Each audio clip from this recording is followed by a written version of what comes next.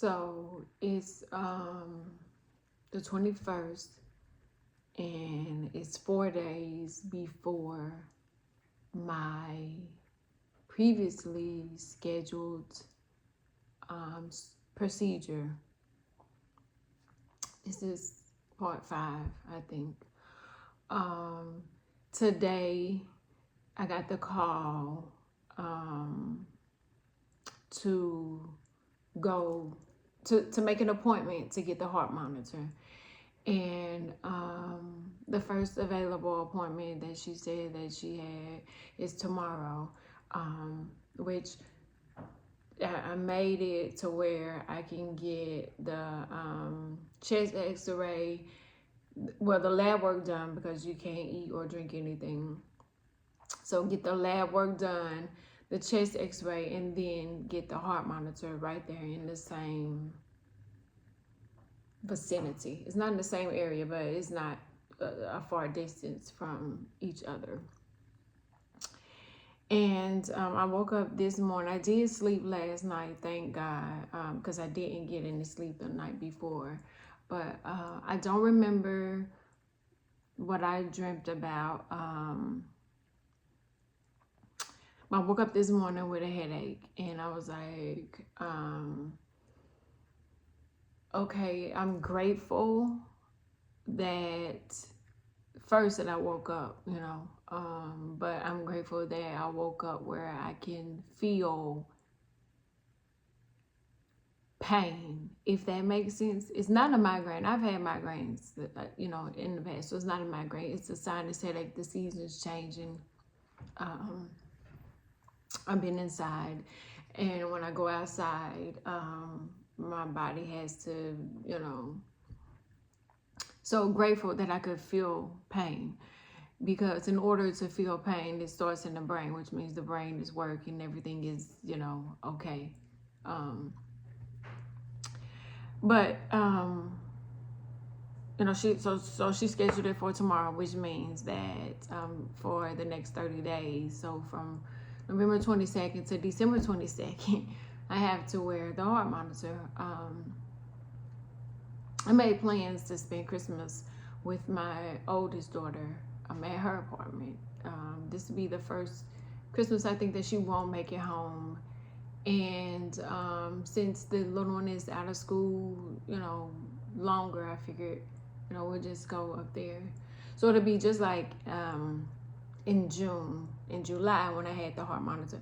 I turned the monitor on, and then we got on the highway and went up to visit my daughter for the week then before. So, and dropping it off on the 22nd means that, by the time that it gets mailed to wherever it's supposed to go, it'll probably be after Christmas, and then there'll be the new year. And so by the time the office opens back up and they get it, it takes a couple of weeks to process. So it'll be, I don't know, mid-January, maybe, before I have any results back. But I was talking to my therapist the other day, and she was asking me about, do I believe in New Year's resolutions and like New Year, New Me type thing.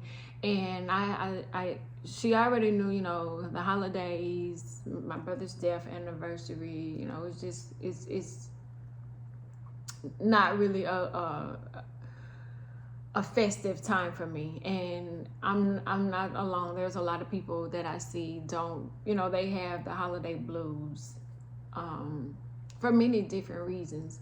But she was like, how about trying something different, that you haven't tried? And I was like, I've tried all that, baking cookies with the girls, like watching our favorite Christmas movies, all of the things. I've tried all that. I've done all that. And this year, although I am so grateful to be able to have the opportunity to be able to do that with them, I don't feel excited about it. Like I'm excited that I'm still around and there's a possibility, to be alive to do it, but it doesn't feel the same. And it hasn't felt the same. Like, holidays haven't felt the same since my grandma passed away. And I was a teen when my grandma passed away, but she was that soul food that kept the family together. So I'll have to spend the holidays, on edge a little bit, like waiting, checking my chart, waiting. But also, what I want to do, my plan is to stay present within that day and that moment, because I can't worry about what the heart monitor might say mid-January, because if you think about it, that's almost like 45 days, total. And I haven't even got the monitor, so I can't spend precious time worried about what may be said or what's going to be said that's going to change my life forever. Because no matter what the heart monitor says, I won't be the same. It could come out that I still may need the procedure done, or it could come out that I don't need the procedure done. And so the way I can look at it is, now I know, I stood up for myself. I walked through this journey solo, and what I got out of it is, are you going to listen to yourself more? Are you going to trust yourself more? Who do you believe in more? I was confession time. I love my hookah pen. Like, I really, really rock with my hookah pen. And I lose it a lot. Like, it falls in between the car, or if I have it in the bottom of my purse and I can't find it, or I switch bags, I lose it a lot. And it reminds me of movies. Like, we would watch Lifetime movies, and the moms would be, where are my pills? I need my pills. And the mom would, be taking her anxiety pills, or whatever pills she would, take. And for me, this hookah pen was like my anxiety pill. Like, for me, the hookah, I thought I was doing right. I thought I was getting the safest, best kind you can. Like, the hookah pen I got, the black smoke, it has no nicotine and no tobacco in it, so I thought I was safe. And it doesn't give me the dizzy head swimming sign. I thought I was safe, but it is a vape. And so but I thought, like, puffing on the hookah pen and seeing the air come out, I could see myself taking those deep breaths. You know how they say when you get anxious and you take those deep breaths and you calm yourself down? Well, the hookah pen did that for me. It gave me a chance to say, inhale and hold it and let it come out. My daughter said, like a fire-breathing dragon. So, okay, that even painted the picture more, that I was able to calm myself down, like, get that out. And so I'm at the doctor Tuesday, and he was like, you don't smoke, do you? And I was like, no, sir. He said, I said, hookah. And he was like, what is that? Is it a vape? And of course I wanted to lie, but why? You know what I'm saying? I was like, yeah. Well, the nurse was in there, and I asked her, I said, well, how can I explain hookah to him? He's an older Asian guy. Hookah's probably, like, as a lung specialist, he sees people, that are, little worse off than I am. They are smokers, and have problems, or so. His patients are older. They're not hookah smokers, which I've seen where hookah can go wrong. But of course, I'm thinking, it's my pen. I'm at home with it. It's safe. He was like, no, you got to give it up. He was like, you got to stop it. He was like, the vape is worse than smoking cigarettes. Now, I heard that before because I tried to get my mom, when she was smoking, to get off of cigarettes and get on to hookah. And, then I heard hookah was worse than cigarettes. But this was supposed to be safer. I was like, okay, it's no tobacco, it's no nicotine. I'm cool with it. But I honestly will say that I have become addicted to it because I've quit at least 3 or 4 times, or 5 or 6 times. I've quit a lot. But every time we have a sale, I kind of like stock up on them. And so every time I stock up on them, I quit. I like it. Once I finish these, I'm done. I'm not going to. Back in June, I think it was, he had a sale. So I bought a lot. And I even bought my sister one because she was like, she felt like, she could use it. So I bought her one. But then there was a storm, and so it was a holdup. So I didn't get it for a long time. Now, there's been plenty of things that have told me you don't need it. My mom bought me something for Christmas last year. She was like, what do you want for Christmas? I couldn't think of anything. Hookah pen. Like, that's the only thing, hookah pen. So she ordered me some hookah pen, and they were like, it was a Black Friday sale. And I would have gotten them before Christmas. I didn't get them to damn New Year's. And I was like, okay, they say if you go without something for 21 days, and the only way to get these hookah pens is you have to order them. So they say if you go without something for 21 days, you can break a habit. I was fiending for said hookah pen. Like, I was checking every day, I was emailing. I'm like, hey, where my hookah pens at? And so finally, the hookah pen arrived. I think it was 3. Well, it was 4 because my mom ended up getting herself one.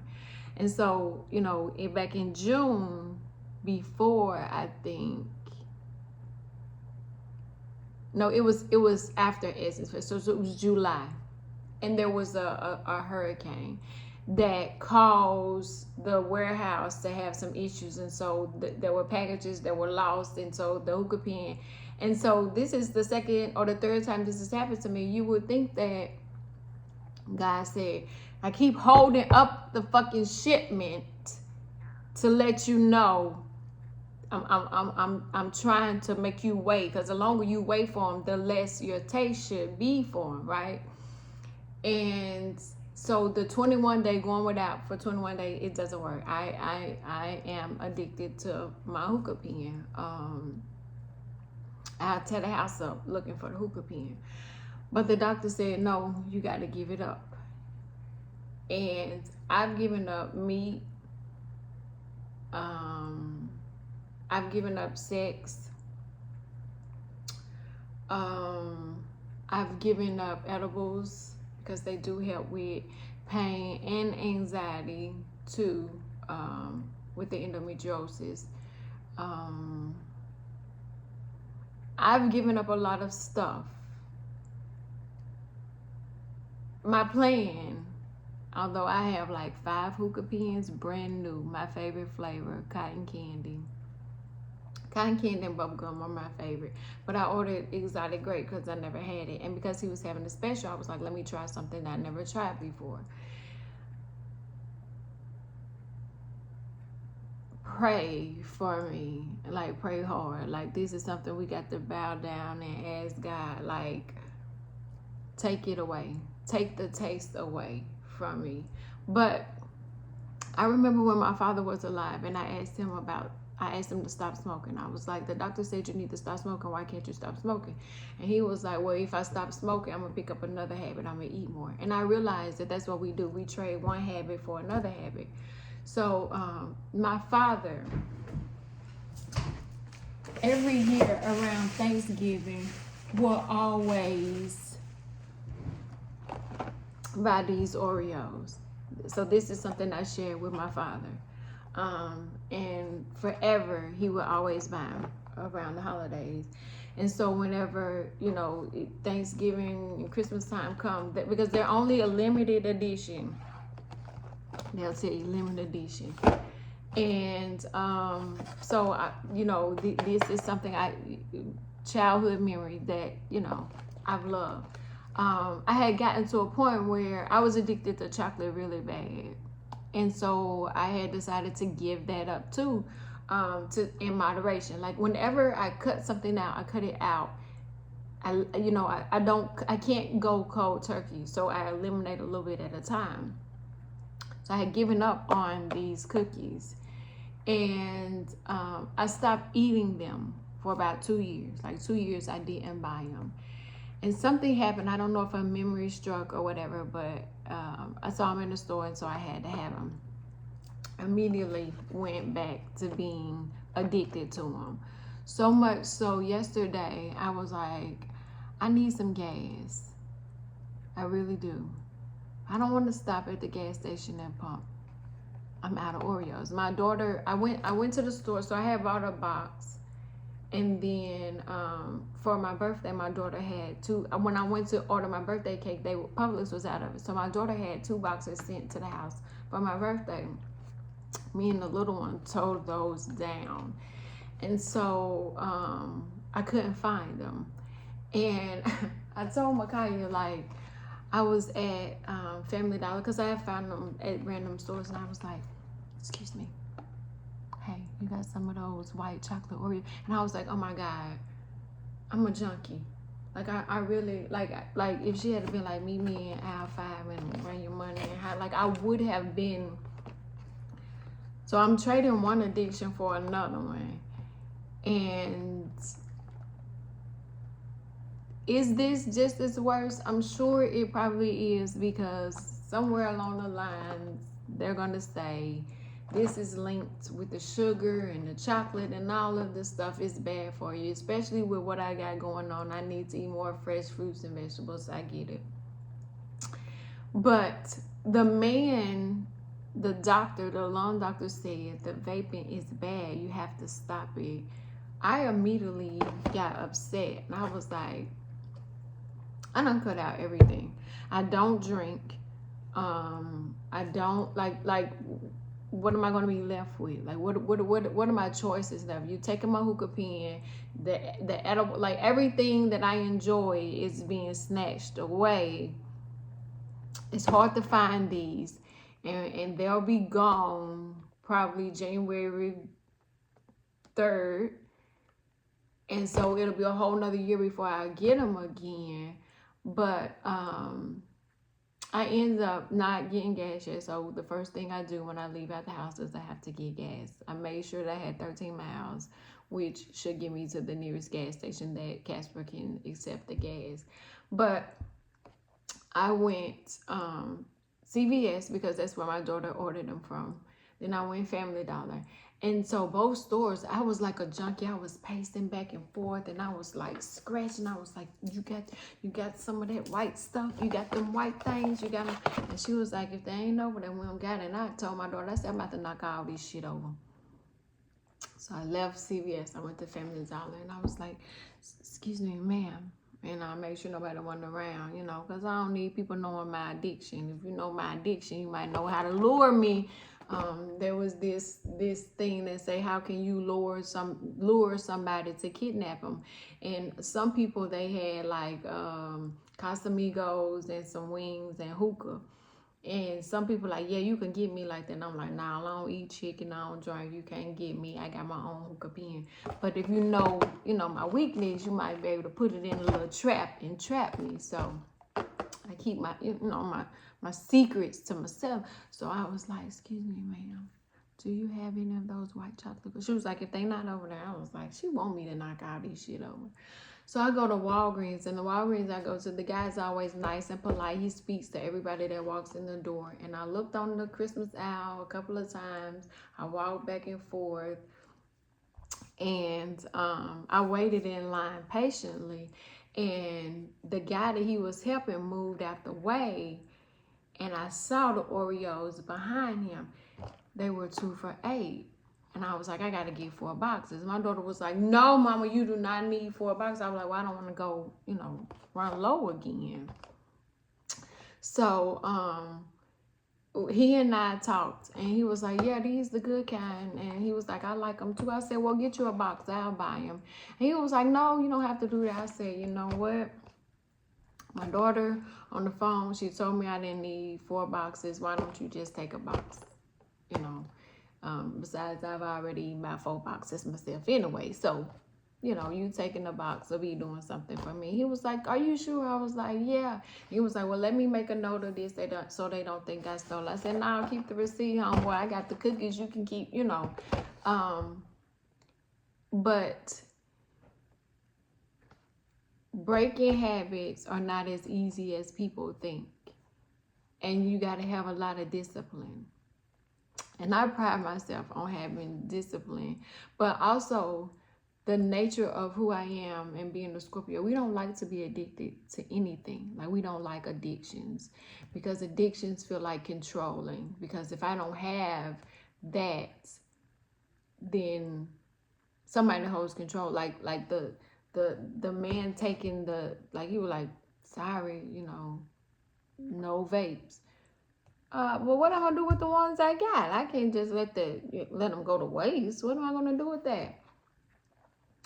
But the mind has to be stronger than the addiction. The heart has to take over at some time, because you have to be like, well, he said such and such can happen from the vapes. Now, you don't want to be clear from the heart and then something happens in the lungs. So every day I'm learning something new about myself. Can I go cold turkey? Absolutely not. I think I hit the hookah pen about 6 times from the doctor's office to the school to pick up my daughter. But it was in my pocket, and what's crazy is the jacket that I had on is long, so the pocket sometimes get shut up in the door when I'm in a rush and I don't pull it in. And that's how I remembered how close my hookah pen was to me in the appointment with the doctor.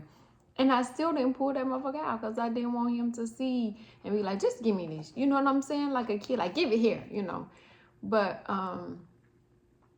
I am going to smoke this last pen until it runs out. And then I'm going to give it up. That's my plan. So,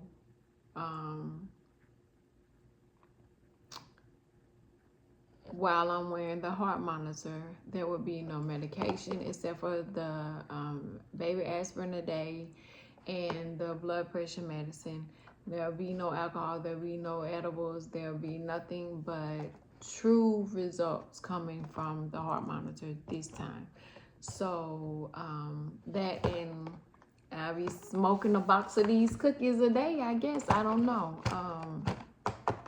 I can afford this habit a little bit, but he also asked me, the doctor was like, you've lost, you know, some weight since the last time you've been here. Did you try to do that, or no appetite? And I was like, no appetite. Like, I finally got down to the weight that I wanted, my goal weight. I put in a lot of work to get my body the way I wanted it to be, healthy, to be the size that I wanted it to be, comfortable within my body. And the weight that I was at, I thought it was the good weight, because he told me at one time with my hernia, he was like, as long as you don't gain no weight, you know, you won't be good. So I thought that he would think losing some weight would be good, but he looked at it as a red flag. I'm not finna pick it back up on purpose. Now, if I gotta eat a box of cookies and run to the gas station and run to the store to get them, then that's what I'll do. I was watching Toya Johnson Russian do some double dutch, and I was like, why have I never learned to double dutch when I've always wanted to do it?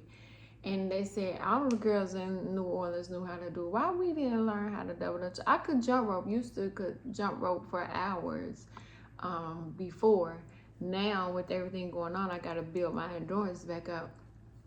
But that's the goal I want to set for myself in the new year. I want to learn how to double dutch. So I'm gonna get a couple of people together and see how I can learn how to double dutch. I know I won't be able to do all that turning around and jump up and down and flip and do it and all that, but learning the basics, I really want to do that. So maybe learning to double dutch, burning the calories off will offset it. But again, these won't be around long, so I'll have to find something else. But not all of my addictions are bad, because I like pomegranate, so I'll sit up and I'll eat a pomegranate too.